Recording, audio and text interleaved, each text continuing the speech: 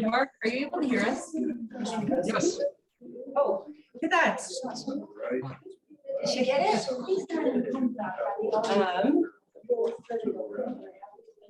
All right. We're trying to set up tonight, so I'm just finalizing a few things. So pull up. Get them all straightened out.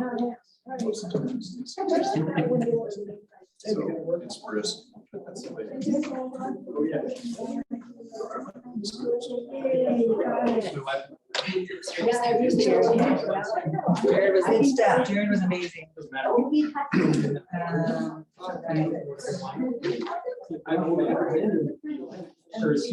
Ring my gavel.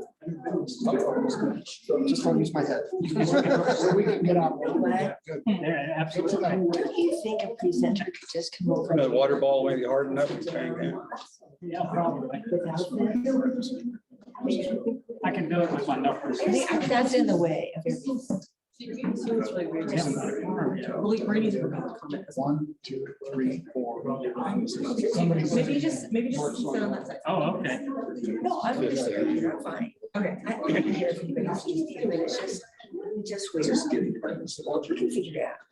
Maybe a longer cord where it can come over to the side. Yeah, I don't know. That's okay. That's okay.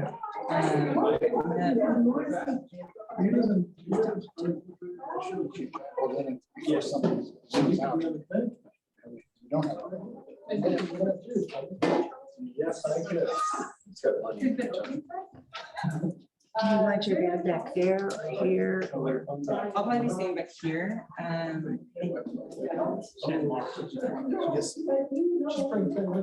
See, I was thinking. I could come over here. I just think I could come over here and it's out of the way because the cord is this way. I don't know. If you, yeah, we can.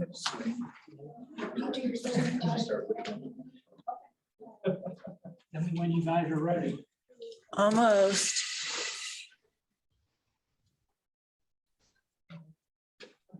Does it have to be directly facing towards that? Okay. I mean, this little stuff. See, like this. That's okay. Yeah, and you can come push, doesn't have to be right there. Huh? This table doesn't have to be right here. Oh.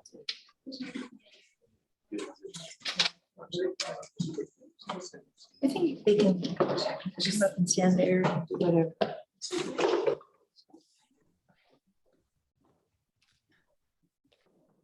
Right. I mean, when you guys are ready. All right, we are ready. Full meeting to order. Oh, hello. It's today is April 21st, and this is the Ward 4 Neighborhood Advisory Board meeting. And I'm going to start off by taking roll call. Renee Kelly, not present. Richard Simmons. Here. Corey Bond, not present. John Briscoe. Here. Brian Harvey, not present. Victoria Luck, not present. Mark Miranda. Here.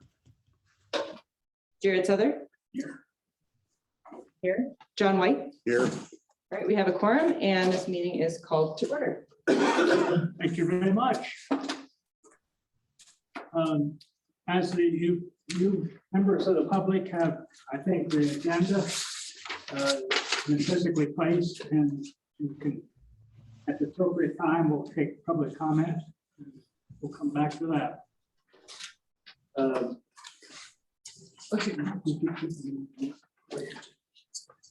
Okay, yeah, I'm just checking. Is that where I should be? Yes, Okay. public comment. It's gotta have somebody keeping track of you. Okay, all the order has been done. We're now at public comment. Do we have public comment? See, that's unusual. If anyone is online and would like to make a public comment, they can raise their hand and I will recognize them. Okay, But I how don't, many do we have online? And I don't believe anyone who's making public comment tonight. Okay. Good for that. All right. A3, item A3 is approval of the agenda. So Have a second? I second. Any further discussion? All in favor, aye. Aye. All opposed, nay. Vote aye or nay at the off-site site. Aye. Okay, gotcha. Thank you. Okay, approval of the minutes. from the last Can I meeting. ask a question? Yes.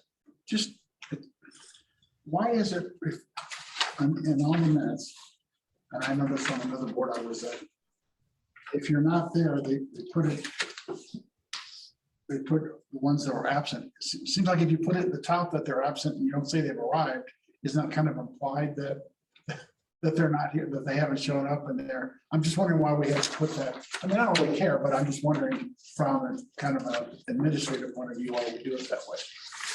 I can find out. I'm not an expert. I'm not on being minutes. critical, I'm just being curious. Yeah, I can, They have to fulfill their attendance or else they get removed from the board. That's Well, why. no, but it's at the top, it's just not here. Yeah. So I would think if they showed up in the middle of the meeting, the minutes would indicate that. I think that if the board recognizes someone showing up, it is recorded in the minutes. Okay. So.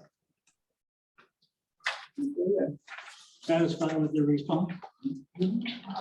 Okay, then we go on to the approval of minutes for possible action. That's the January 20th meeting and the February 17th meeting. I have a motion. Motion to approve it. It's both minutes. Yes. Second, Do we have a second? And we have a motion to approve both sets of minutes. and this makes my point. Someone arrived, we should recognize that person. So the chair can now can recognize her and the minute taker will record that.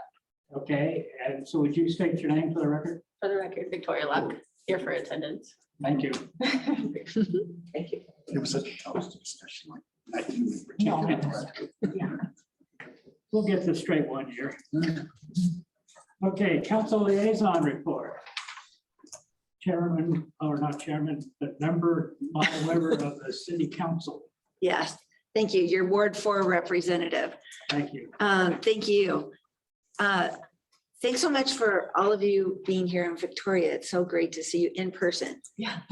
We see you online, so thank you. Thank you for all of you that are here. I think most of you are presenters, so thank you. This is our new little system over here, so I'll look over and say hello. I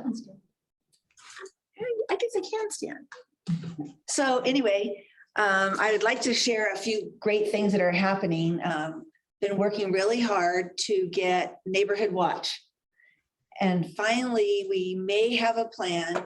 I keep saying may because it's kind of on again, off again. But, and I look at Jared and I know Mark, I've talked with Mark as well.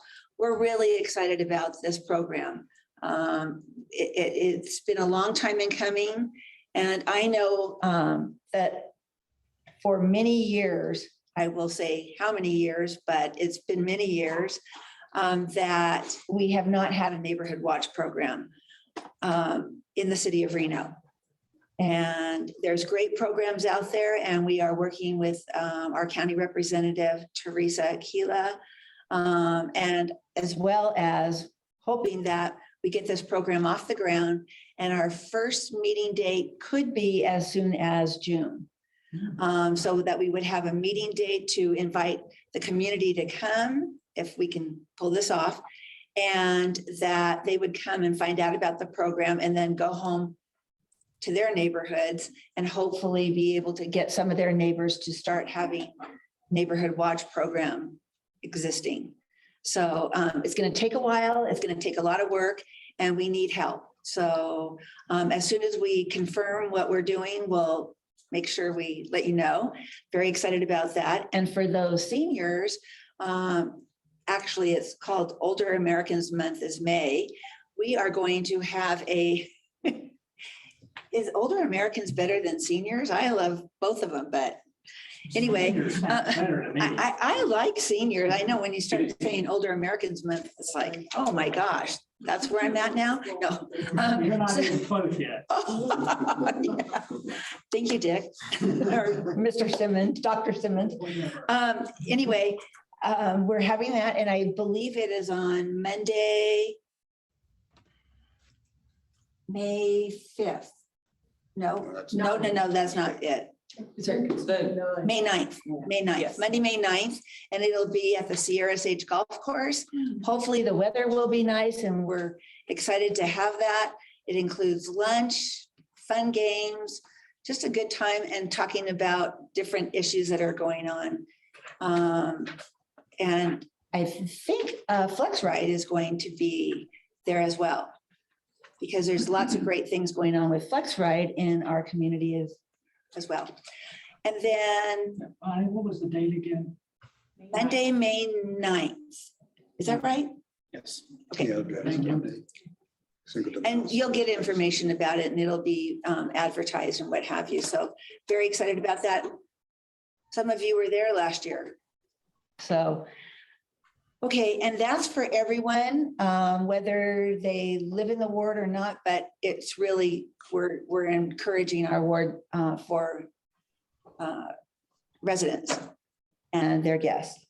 So that's that. I was just going to share something about a cleanup this Saturday from 9 to noon. And I hope if you're able to, that folks will at least get the information out to neighbors to come down to Dick Taylor Park. Does everybody know where Dick Taylor Park is? Well, you might not have known it if this is a new park in Ward 4. And so Dick Taylor Park is on, I know where it is. It's right next to Evelyn Mount. Valley Road and, on Valley Road. and Highland Avenue. Yes. I'm saying that. I don't even know. But Evelyn Mount, if you have not been to that center, that is now in Ward 4. And it's- Not that it's not all in the city of Reno and we don't all use it, but there's great stuff there with the swimming pool. There's good stuff. Go ahead. I was just saying, there are a few postcards. If in the agenda packets, there is the information, and then there's also a few postcards over on the table if anyone wants to take that information home with them. And what's so good about this is that it's Ward 3, 4, and 5. So our neighbors all around us will be participating in there. We really need to work on that. About a month ago or so, the mayor had the first ever river cleanup, and that was really a great event. So it's really important, and we're hoping to have more events. We will have hopefully quite a few events happening this year because we're working on a lot of different projects, and I won't go into detail, but we can talk separately or later or whatever. And if people have questions, and I want to say that we did have our Reno Sparks, Riz Wharf, our Reno Stead Sewer Treatment Plant tour. And that was very, very good. And one of the members in the audience attended. And I was really happy that she came back to this meeting to tell us that, well, she's not going to speak, I know. I don't believe so, but let me just suggest do you mind saying what you shared with me? First of all, it was a really good tour of the water treatment plant. But I also think that we need to talk and work with water conservation across the board. Thank you. And will you state your name for the record? Kathy Hammond, Hamman. Thank you. Thank you. Thank you. And that's so true. I mean, now more than ever. And I think that's something that we can take up. And I look forward to figuring out and working on that program. So sounds really good that we make it out there, get it out, get the word out there. Because if we don't, who will? So, okay. And I think that's it. Thank you. Thank you. Any further comments or questions? Council lady? Okay, is there a staff liaison report? Amy Pennington for the record. I'll just add a little bit of a note on the community cleanup. We are adding an element to so in the past, you may have heard of neighborhood cleanups that we've done in the past where a dumpster or a few dumpsters would be an area for people to bring maybe large items or belongings that they wouldn't have room to go out in the normal trash. And so that is still a service that is going to be part of these community cleanups. But we're doing a lot more to engage volunteers in the community to actually come out and clean up areas, pick up trash, whether it's maybe weed different areas. At the river cleanup, as Councilmember Weber mentioned, there was lots of volunteers who were, whether it was down on the riverbanks or in the parks, just picking things up or making things look nice. And so at Dick Taylor Park, there's a few areas we've identified where we're going to be kind of mobilizing groups of volunteers to actually go out and go through different areas and pick things up, as well as having dumpsters there for the public and residents to be able to utilize as a service and bring items that they need to dispose of. And we'll have tire drop it there as well if you have tires. And we'll have a few more throughout the year in Ward 4 and throughout the city. So keep an eye out and an ear out for those, especially if you like to get involved in and do a little bit of cleanup in our city.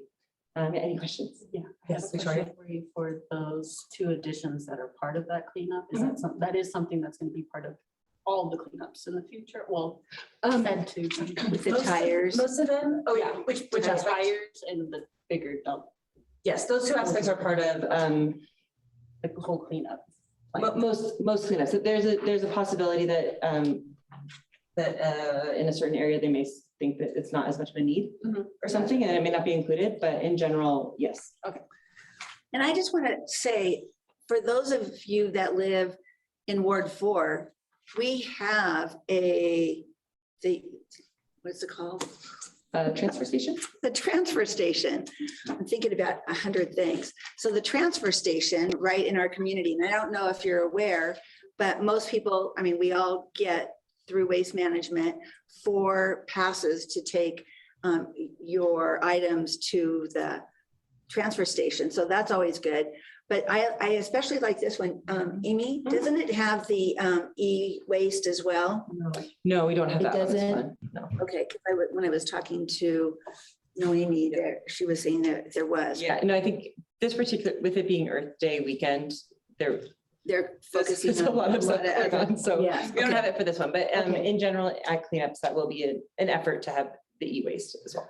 Well, what I'm really excited about is I participated in so many of these cleanups. I know many of you have, John. I know that you've been there because when I served on the Neighborhood Advisory Board back in the late 90s, that's what we did. And the cleanups, I mean, they would bring the dumpsters out and the dumpsters would be filled up and overflowing, and they still are to this day. But with our new person in charge of working on the programs, Noemi, it's really going to be great because people can now still bring their things out, but it can't be overflowing, and it's going to be maintained, managed and what have you. So the neighbors will be able to take their big stuff out and get rid of it. So thank you. I don't think I have any other updates unless anyone has any questions for me. Any questions from the audience? Thank you very much, Amy. Yep. I see something on the agenda that says Reno Police Department quarterly report, but I don't see anybody here. Yeah, actually, so he just sent me a message, Lieutenant Uchervity, he was with us online and had to respond to a call. So he's not fighting crimes. he's out doing the work out there in the North Valleys right now. So unfortunately, he isn't with us tonight. There are some crime statistics that are included in your packets. And if anyone has any questions that they would like me to relay to him to get an answer to the board by email, I can take down any questions that you might have. If any of the board has questions, can they send that to you electronically? Yes, they can send it. Yeah. Okay, thank you. Next is RTC Washoe presentation on the Sky Vista Parkway widening project, discussion item only. Oh, you need a presentation? I do.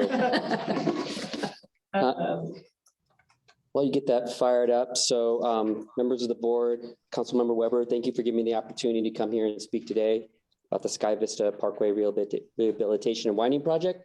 My name is Roy Flores. I'm a project manager with the Regional Transportation Commission of Washoe County. All right, it's gonna be a little bit, Just want me to say next slide, or Yeah. I'll just point to you. I'll kind of look at you. Yeah. I'll do it. Before we get started talking about the project, just want to give you a brief overview of the RTC, who we are and what we do for those that maybe aren't familiar. So the Regional Transportation Commission of Washoe County, RTC, Nevada, serves the citizens of Reno and Sparks, along with unincorporated areas of Washoe County. The RTC was formed in July 1979 as a result of legislation approved by the Nevada legislature, which consolidated the Regional Street Highway Commission, the Regional Transit Commission, and the Washoe County Area Transportation Study Policy Committee. This consolidation has increased the effectiveness and efficiency in planning and implementation of the surface transportation program in Washoe County. There are three distinct roles of the RTC. Number one, responsible for public transportation and transit. Number two, metropolitan transportation planning organizations to anticipate and plan for the future transportation needs. And number three, engineering and construction, the department I'm in, where the RTC designs and constructs regional roads on behalf of the local jurisdictions.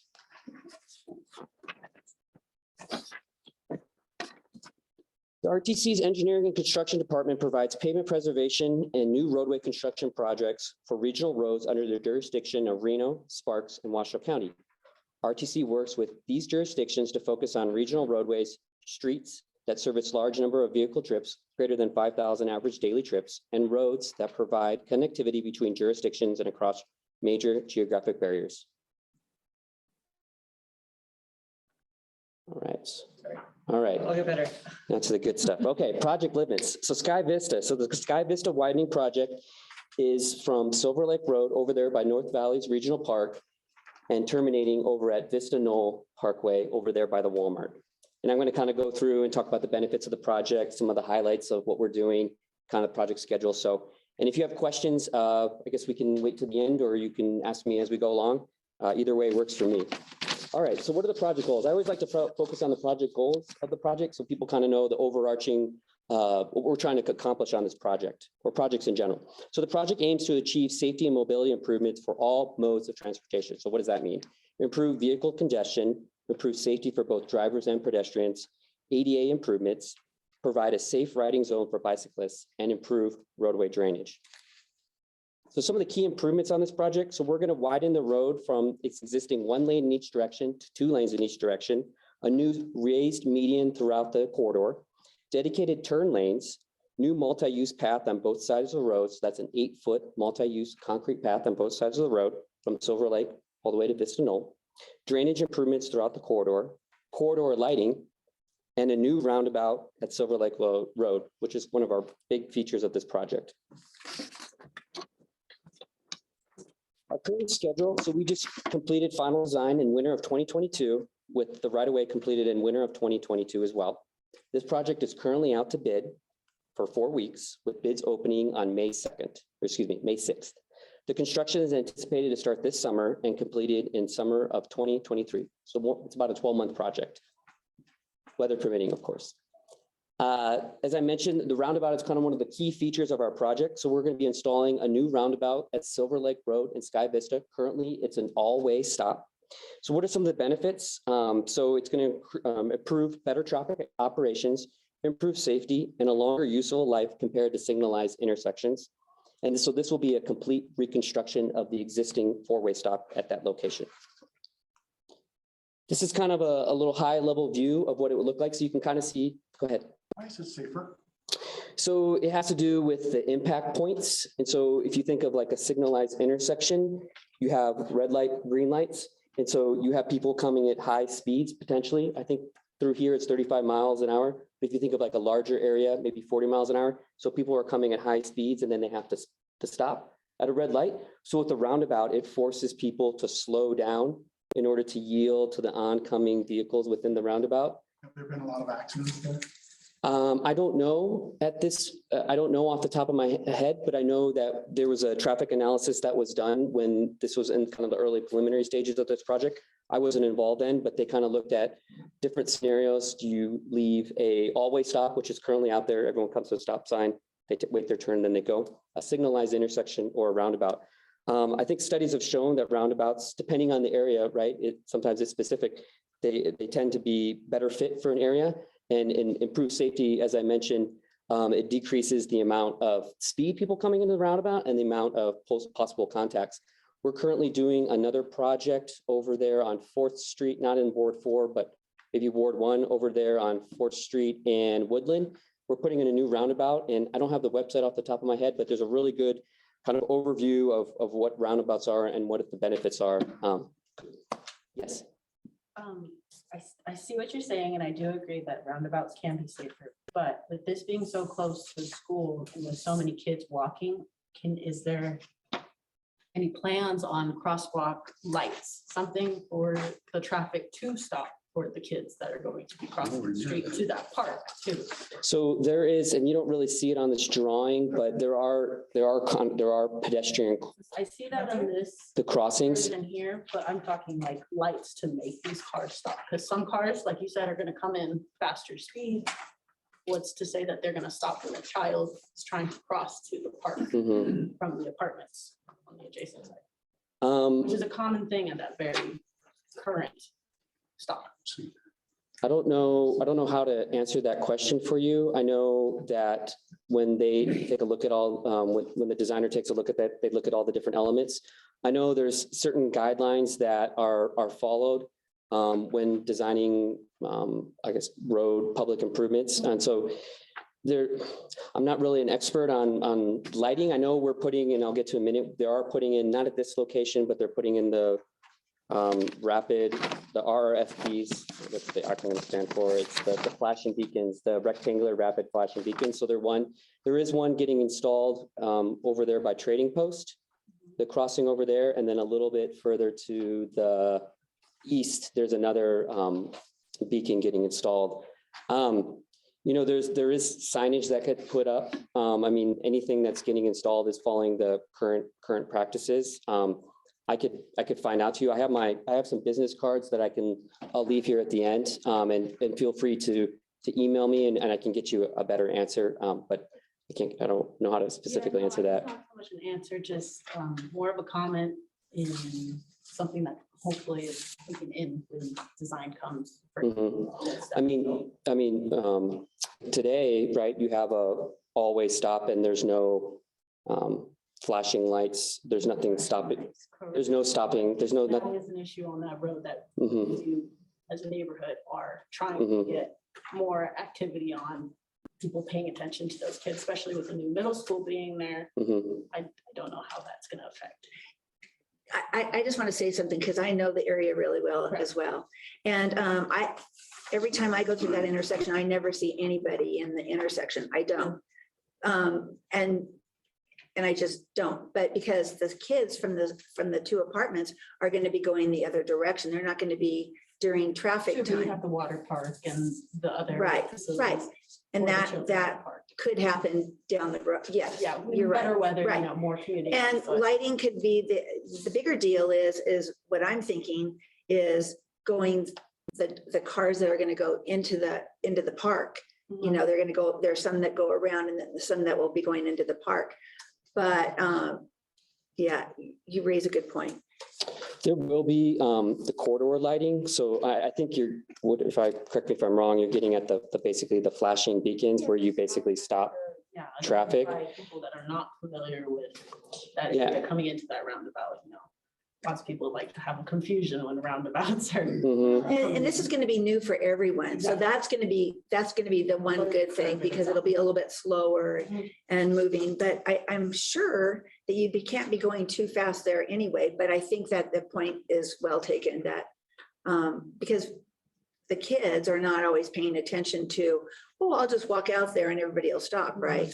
So If you go back to if you don't mind going back to the previous slide, usually they'll set, there's certain sight distance, not to get too much into the weeds, but there's a certain distance they have to have the crosswalk before the roundabout. So that's something that our consultant follows. Yeah, and the idea is too as well, right, with the roundabout, you're not having those high those high speeds as you would a signal where all of a sudden I got to hit the brake because someone wasn't paying attention or whatnot.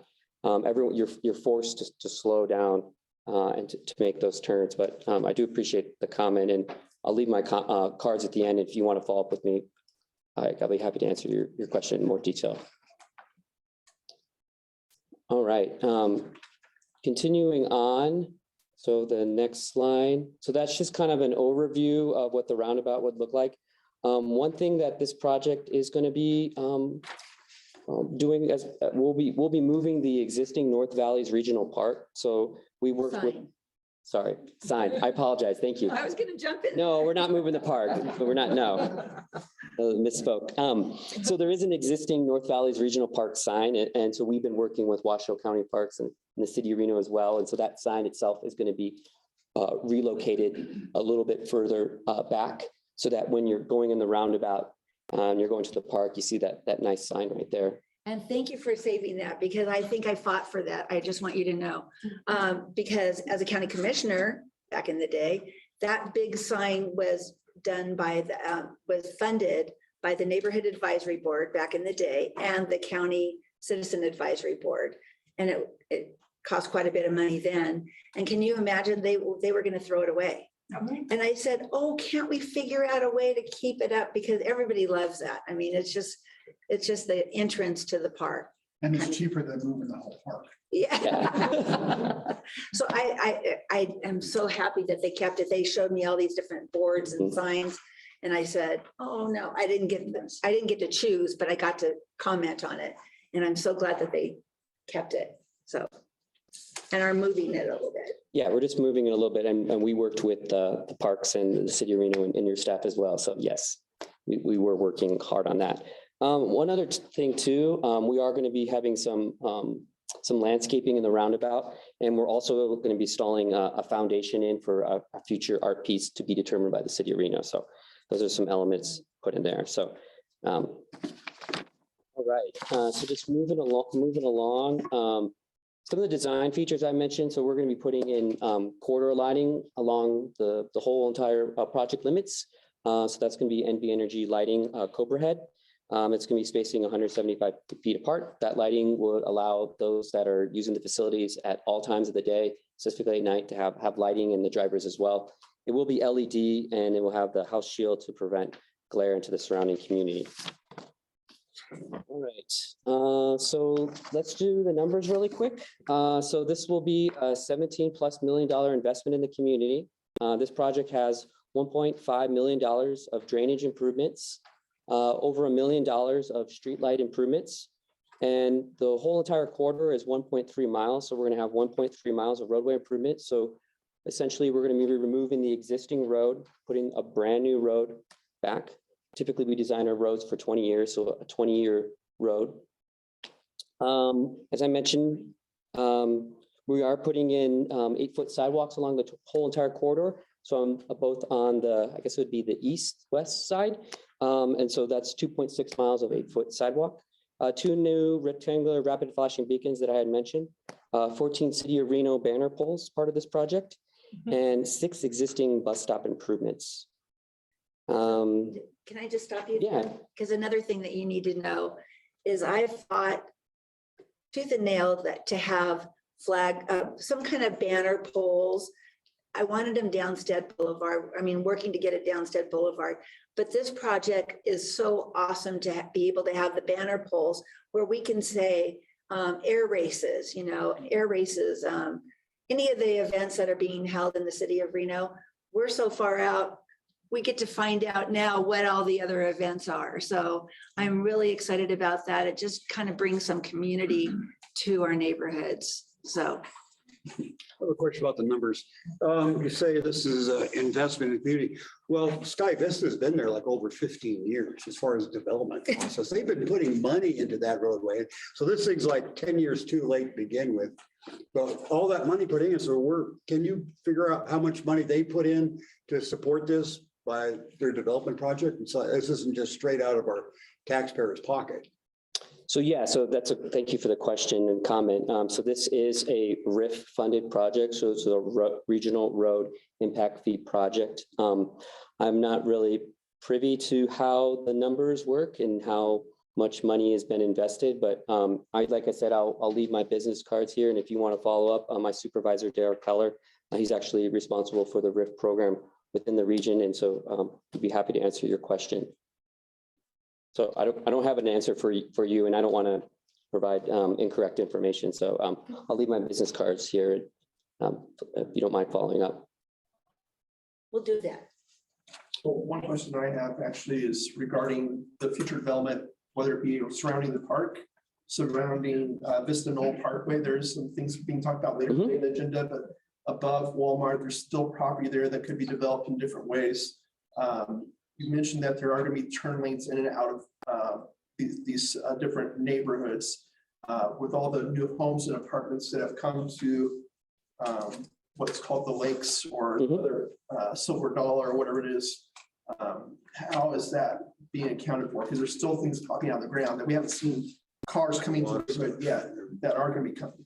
That's correct. So we have been working with different developers along the corridor, been working with their engineers. You know, how it typically works, and this is kind of a unique project where, you know, these projects for design take a couple of years, right? There's kind of a process where we do the topography, we pull in all the different elements. Well, it seems like every single time that I've gone out there as part of the project, there's something new out. So it's essentially when you put a set of plans together, you at some point you kind of have to say, okay, this is what I'm going to put out there, and then you go and bid the project. Now I know as part of this project there'll be some flexibility while working with the developers as new stuff coming in. I know currently we're working with the Quick Quack Car Wash on the south side. I know there's a Panda Express going as well, and there's some other developments, and I think I've worked with the folks that are going to be speaking later today. So there's kind of some flexibility, and it's kind of common as these projects, but as you know, when you bid a set of plans, at some point you have to say that's enough. And then usually we have like a contract allowance that's written into our contracts so that it's kind of if these new things come up that we kind of have to pivot. So, you know, hey, there's a new development coming in, there's an additional left-hand turn lane, they have approval from the city. You know, that's something that we can be flexible on as our project, where I have that contract allowance that allows me to pay for those things that weren't unexpected while we're developing the plans. I know there's a lot of improvements out there already. And so, you know, we're going to do our best to try to salvage what we can, but you know, the city has requested that we put in 8-foot sidewalks on both sides of the road. And that's how we put the package together. And then when we get out there and get contractor, and maybe there's opportunities to, you know, maybe eliminate things or add things, that's something that we'll work on once we have a contractor on board. I can't, you know, usually want your contractors to bid on the same thing so that everyone's kind of a level playing field, and you try to get as the best competitive prices as you can. Considering the way things are right now, we're just want to get it bid, get some pricing, and then, you know, get to work. So thank you for the question. Good stuff. Yeah, that's the other thing. So as I said, if there's no more questions, I'll leave a couple of business cards here. Feel free to reach out to me via email or phone call. Be happy to get some answers to some of the questions that came up today, or there's other questions that you think of at a later date. So. Can you help with that? Could you not send it at least to the answers and then send it out to the councilman, the board members? Yeah, I guess I don't know exactly. Some of these questions, okay. Yeah, I mean, the questions were, they were kind of conversational, so I don't know exactly the exact question. But yes, if anyone wants to state a question or get me a question, I'm happy to facilitate that. I'll come to you after, or do I need to? You can just say. Okay, so just my one question is if they're open to putting more signage or some kind of visual for cars to notice the pedestrians at the roundabout.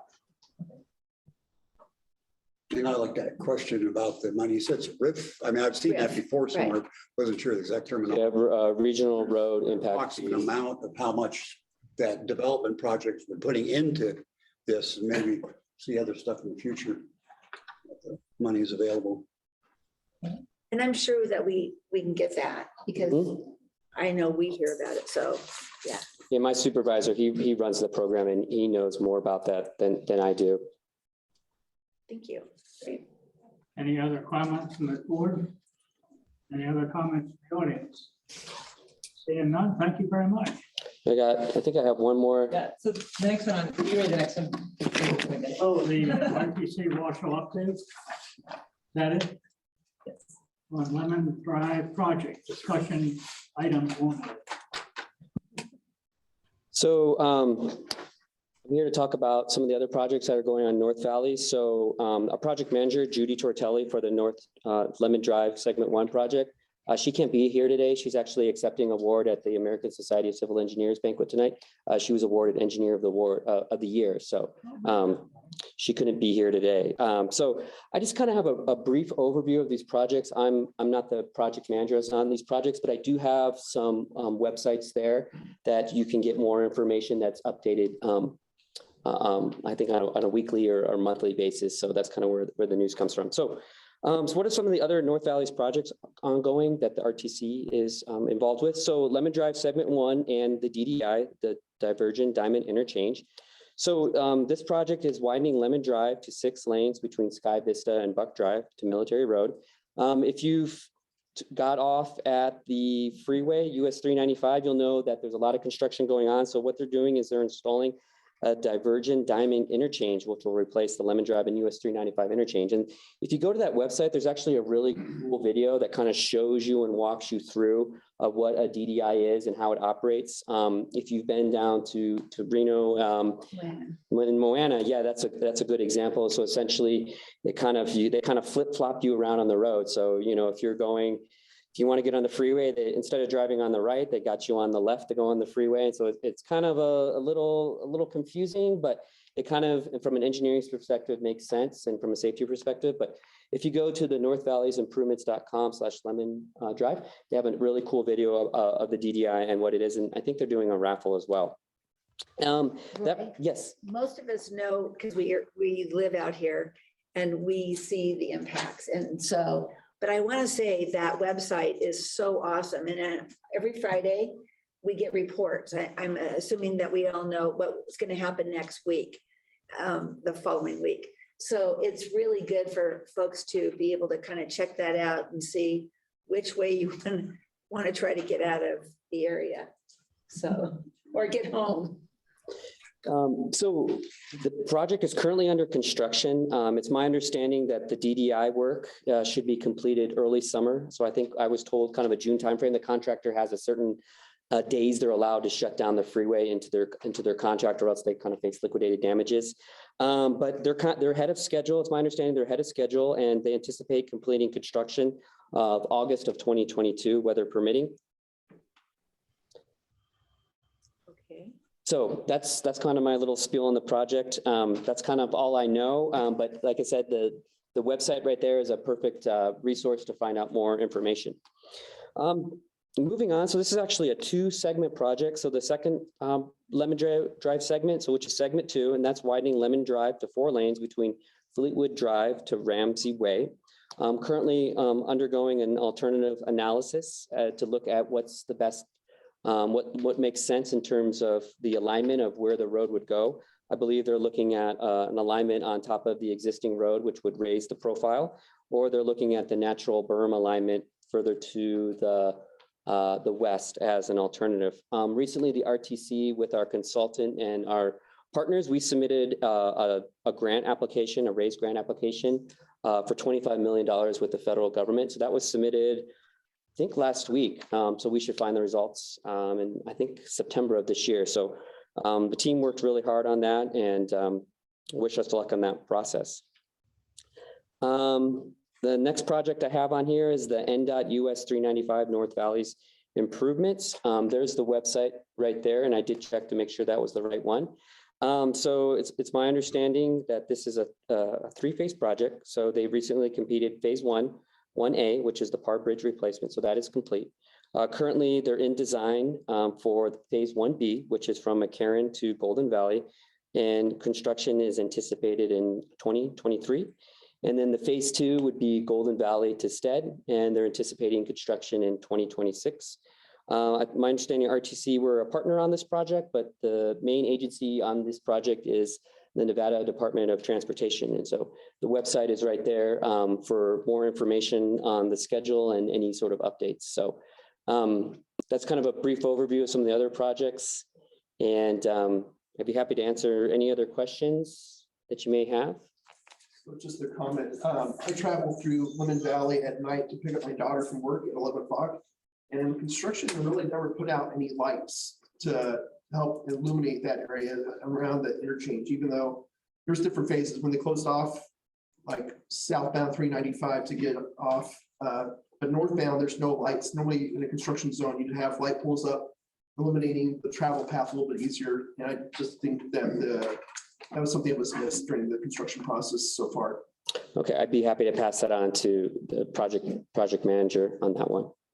So lighting at what area? Like on the way out, there's no light generators, and there's no light poles up. Oh. So it's really dark. Oh, yeah. Constantly And changing the code, so it's kind of like we guess whether it's the 2-lane or. Turn around. And Jared, you know that, let us know sooner. Yep. You know, let someone know. Yep. Because I think that's really Yep. important thing. In previous meetings, I've talked about it, but I will also say that, I understand phases of projects take place in different ways, but so far it's always been said, hey, we're going to start at McCarran and go to Golden Valley. But I think that some money should have been allocated to allow for better improvements between southbound at Lemon to Golden. That way there's less merger issues. Mhm. And I think if we do in that piece, it will make traffic going southbound so much better during the commutes. So I would say that would be something to be Okay. to think about is, I know they're like, oh, we're in this construction, we're designing this part, but had they allocated their efforts a little bit differently, it would make our commute a whole lot better and safer. On that website too, the North Valley's improvement for Lemon Drive, it has Judy's contact information. And so I always tell people, give us a call, email us. I mean, we expect to receive calls from the public, and if I got some other projects going on, and if no one calls me, no one lets me know what's going on, then I don't know how to fix it. So just trying to educate the public that we're public servants here, and so if there's an issue, just let us know, and we'll get it addressed. Good stuff. Any other comments from the board? Questions or comments from the audience? Thank you very much. All right, thank you. Appreciate the opportunity. Very informative. Here is Mr. Flores' contact information. Cards right here, so I brought a bunch. So Thank you. Yep.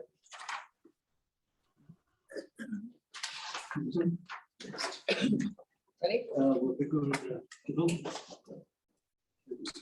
Okay, so we're at item B4 on the agenda, development projects. Item only, common presentation by the project developer, etc. And I will simply let you introduce yourself. Thank you very much. For the record, I'm Dave Snellgrove. I'm the planning and right-of-way manager with CFA, working on this project with Loomis and Associates engineers and their landscape architects and their whole team. It's great to get an opportunity to work with some good friends over there. In the audience with me is Billy Anderson, who is project manager, and he's here to handle any of those technical questions on the engineering end that I don't know about. And then I've also got the property owners in the audience as well. Gil Bates and Scott Montgomery are here. So I'll have you advance. Yeah, sorry. Okay, no worries. So this is it's called Ridge Park. This is a townhome project. The project location is right next to, it's just to the west of the Walmart. I've got the parcel number up there, which won't mean anything to you unless you're looking at a county assessor's map. This is north of Sky Vista Parkway. So Mr. Flores just gave the presentation on the widening project with Sky Vista. That'll go from 2 to 4 lanes. It'll have the center median. Mr. Anderson with Loomis and Associates has been in conversation and working with RTC in terms of our access for the project. So that's been in good coordination. The property is directly adjacent down the south end of the property near where Vista Knolls comes out. There is a bus stop located there. So we do have mass transit access very, very close to the site. The whole property is 11.65 acres in size, and we won't be developing that whole area. And I'll show you as we get through the project slides. Next slide, please.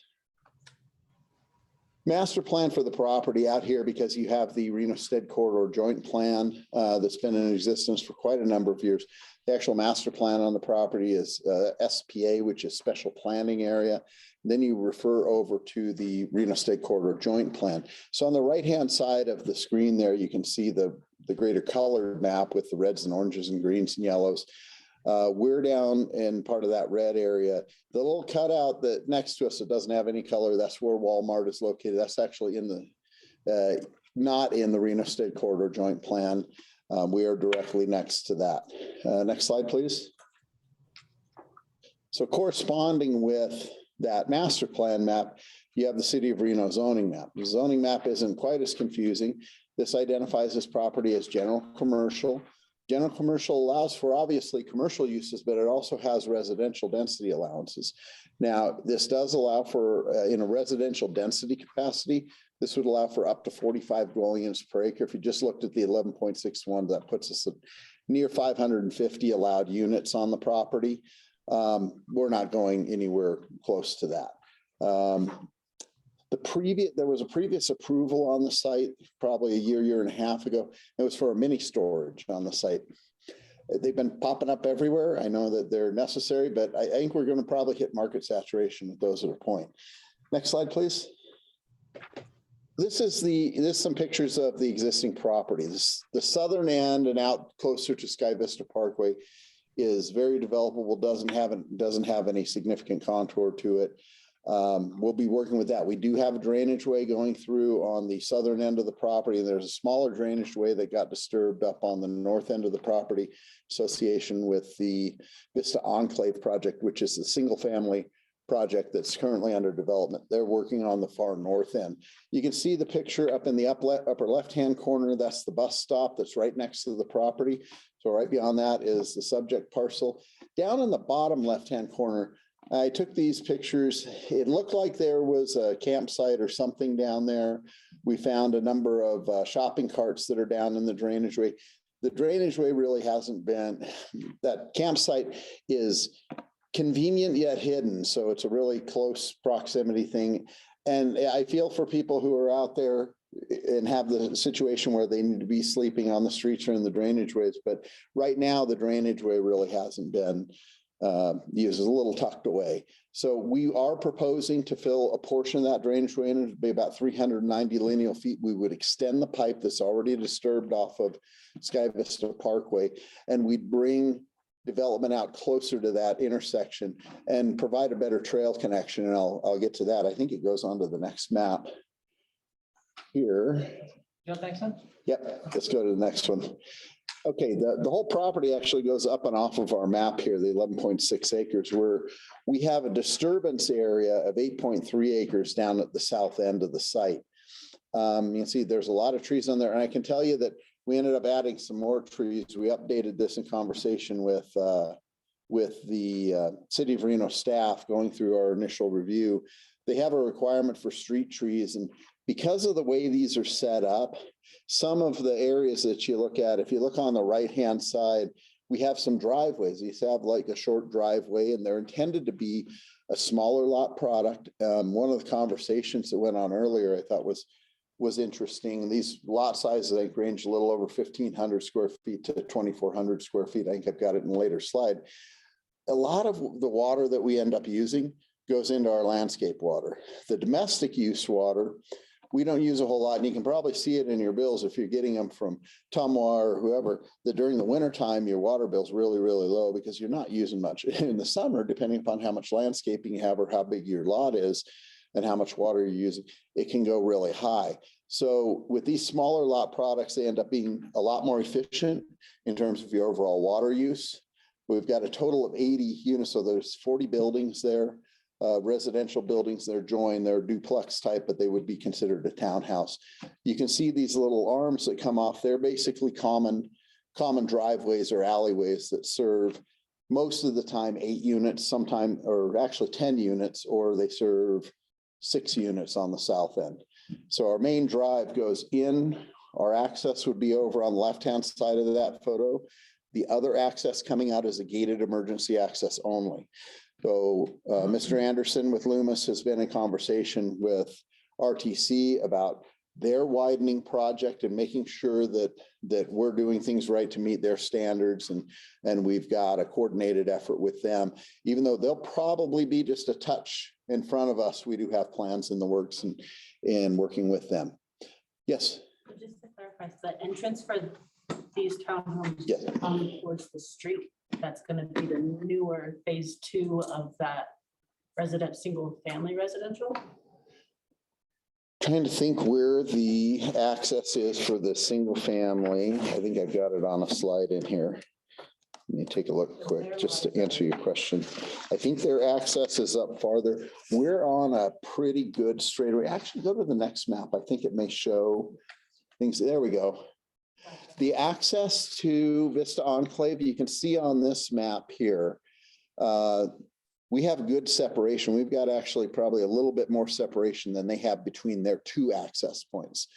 We'll have one access point, and where ours is situated, we're on a pretty good stretch of straightaway there. Sometimes when you get on the inside of a curve, or you get really close to it inside of the curve, it can make visibility for making turns out a little more challenging. Where we've located this, we've put it about the optimal place that we can in terms of visibility.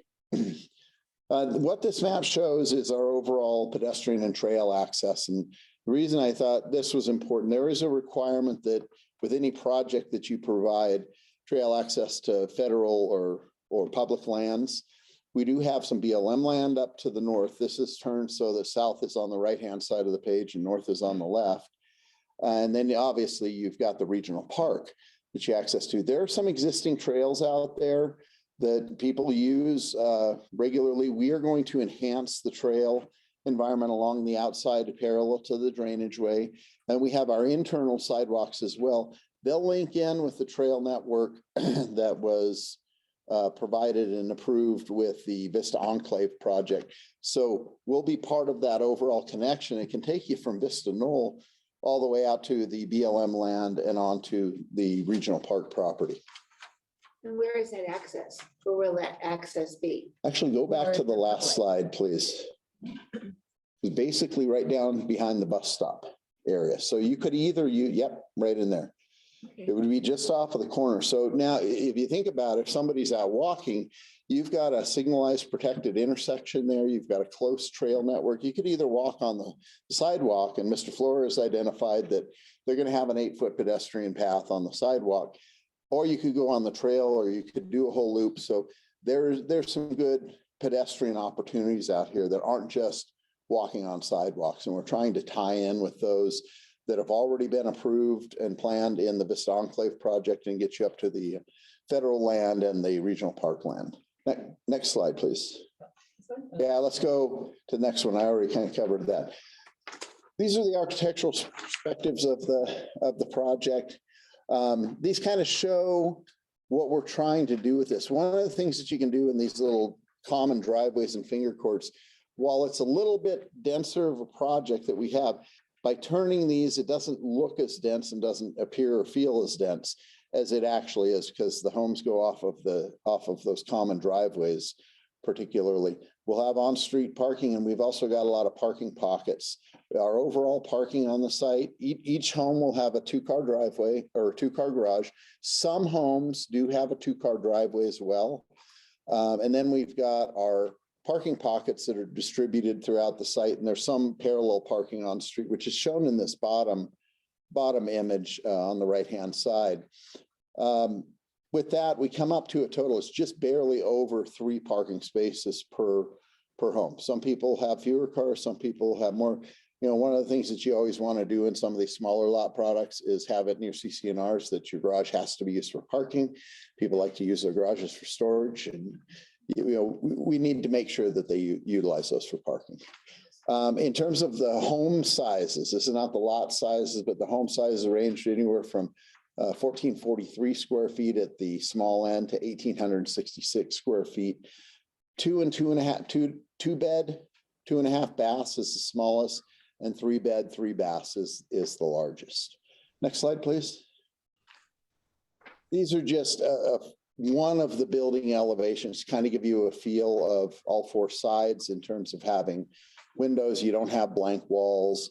You've got your garages. Each one, as I mentioned before, will have a 2-car garage in association with it. Next slide, please. And that's the home part. Now, I want to point out the lots, and the lots do range. I think they're a little over 1,500 square feet on the smallest end, up to 2,500 on the largest end. Each home site, and I put that little cutout of one of the finger courts, and that, I'll call it a greenish, yellowish color. Those are actually the rear yard areas. It goes down the rear and side yard areas for the home. So each home will have a private fenced off area. Typical minimum setback would be 10 feet. Some areas will get a little bit wider.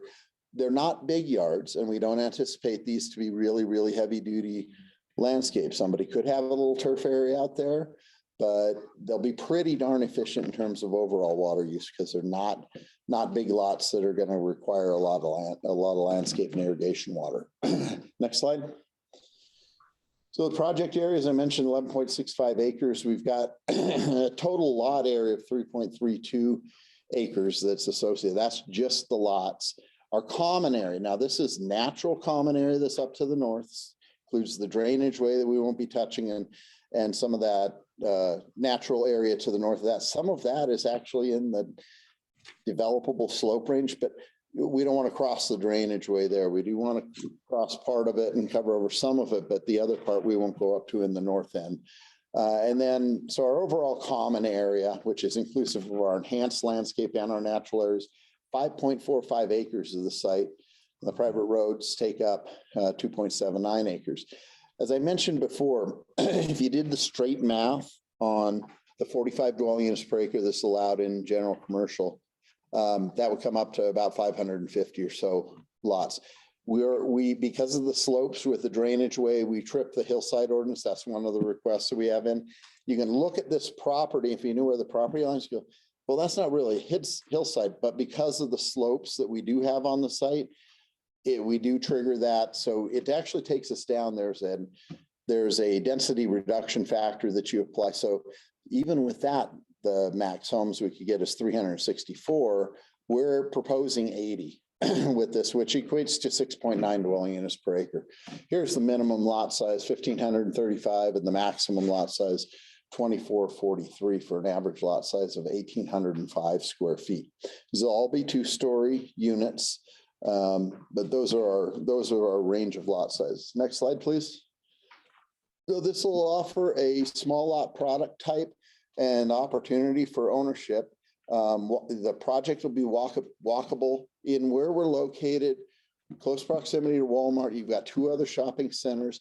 RTC is doing improvements to the pedestrian access. There's already sidewalks that go over to the Sky Vista Parkway, Lemon Drive intersection.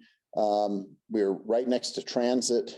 There will be trails and paths that your sidewalks will get right out to the transit very easy. If somebody does not have a car or chooses not to have a car, they can use the bus. This provides really positive trail connections that connect in with the existing trail network and the planned trail network with the project to the north of us. Next slide, please. And that takes me to questions. Just out of curiosity, what do you expect these to sell for? That's not, I know that things bounce around. I'm just wondering if it's going to be something that's more affordable for folks.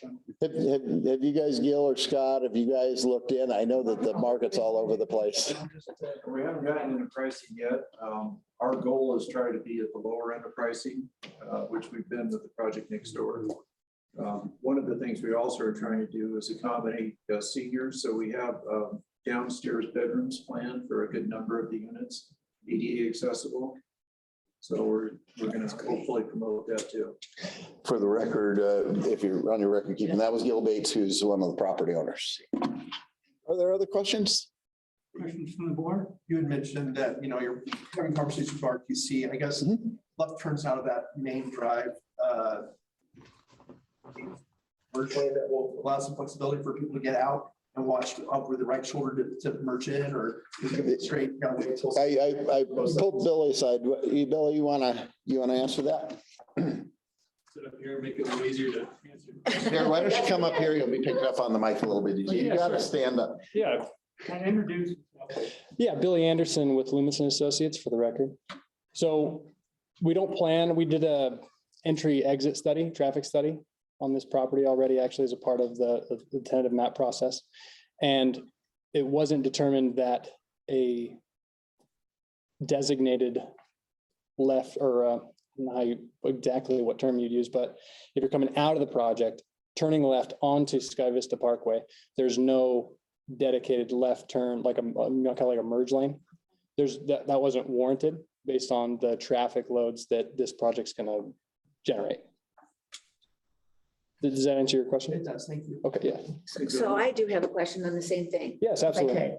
So if somebody is pulling out of that lot, they're able to make a left-hand turn? I thought there was a That's right. median all the way down. There will be, but we'll be creating a gap in the median.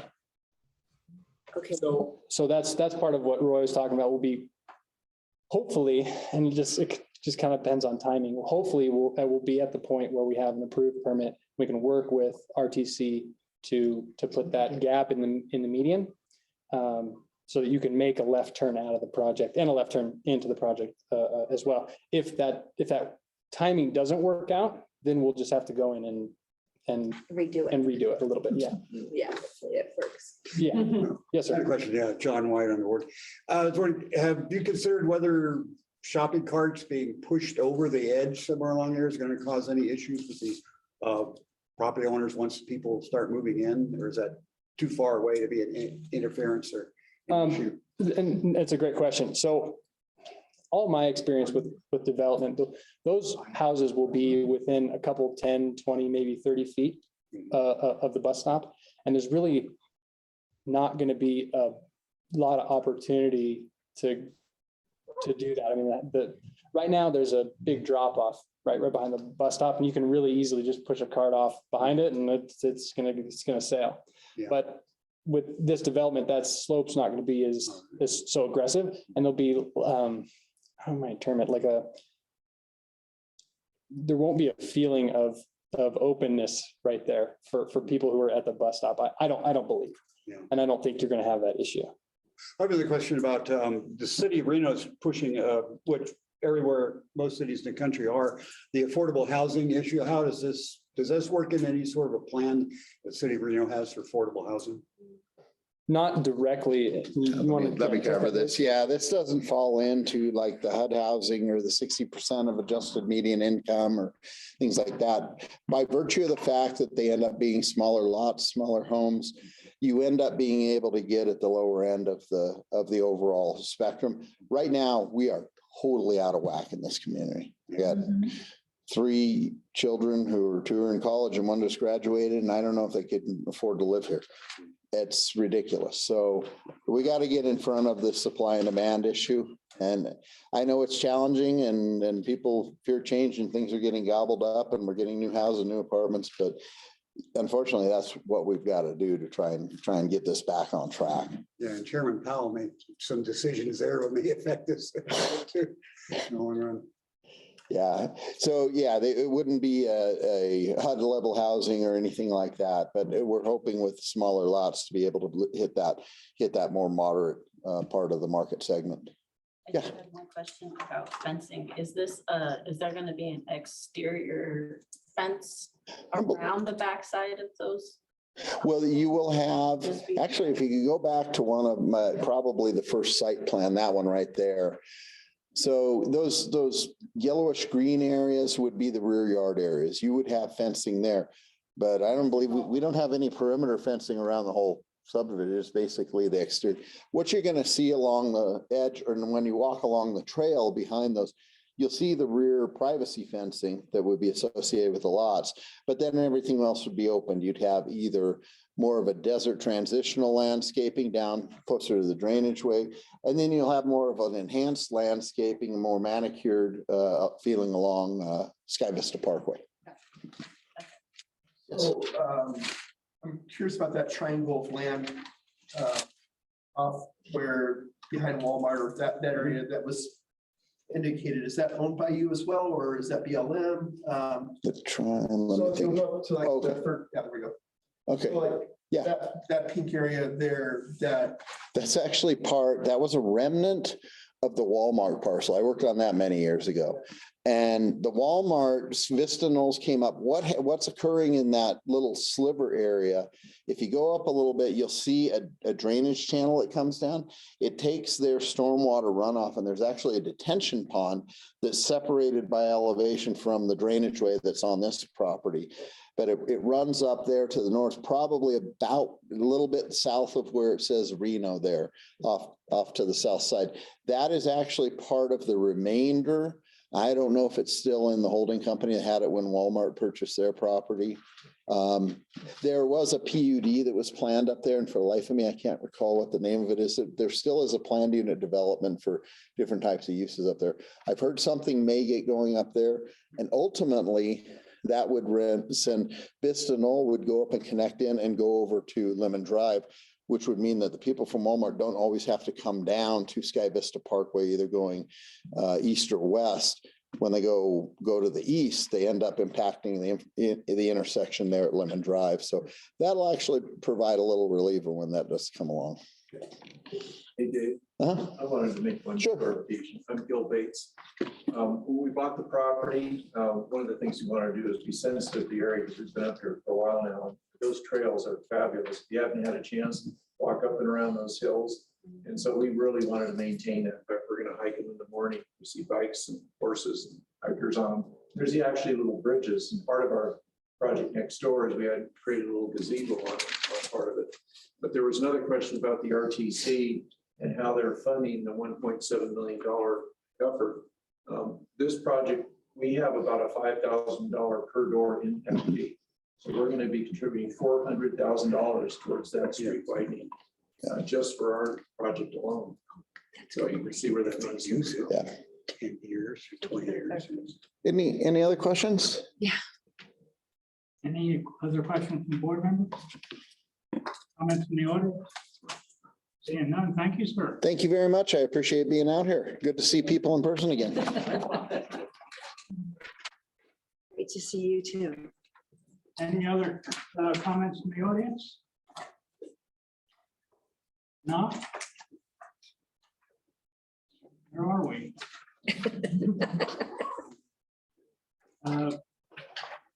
Board, commission, committee member reports and announcements. Anything? Do you have any announcements? Okay, moving on. Future agenda items. Yes, ma'am. No, not, I just remember, I know, I remembered something, but I. That flyer, but Okay, any future agenda item? Moving on, public comment from the audience. Seeing none. I do. Item is adjournment. What, can I just tell you one thing? Yes, ma'am. I just want to invite everyone to, the National Day of Prayer is held on the first Thursday of May. And so this year, again, we'll have our 17th annual. We started, myself and another county commissioner started this back in 17 years ago, whenever that was, 2005. Anyway, so we're hosting that at Washoe County. It's outdoors, and not a lot of word goes out about it, but a lot of the churches are involved.